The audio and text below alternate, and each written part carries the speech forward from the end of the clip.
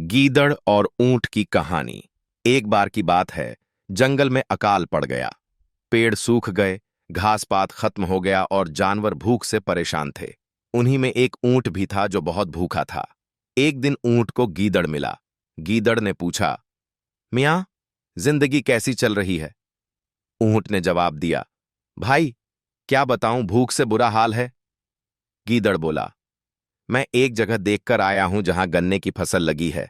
अगर चाहो तो चलते हैं। ऊंट ने खुशी से कहा, हां, तुरंत बताओ कहां है। गीदड़ ने शर्त रखी, रास्ते में एक बड़ी नदी आती है। चूंकि तुम ऊंट हो, ताकतवर भी हो और तैर सकते हो, इसलिए तुम मुझे अपनी पीठ पर बैठाकर नदी पार कराओगे। ऊंट ने शर्त मान ली। दोनों निकल पड़े।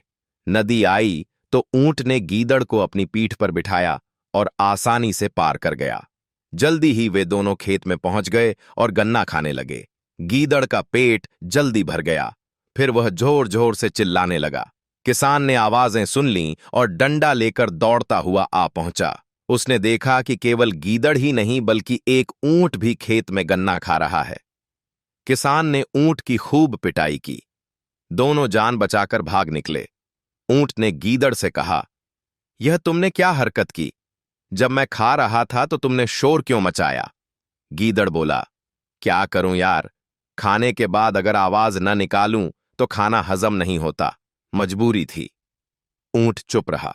वापसी पर फिर नदी आई। गीदड़ ऊंट की पीठ पर सवार हो गया। बीच में पहुंचकर ऊंट ने अचानक गोता लगा दिया। गीदड़ को तैरना नहीं आता था। वह डूबने लगा और बड़ी मुश्किल से किनारे पर निकला। उसने ऊंट से कहा, यार, आज तो मरवा ही दिया, ये क्या कर रहे थे?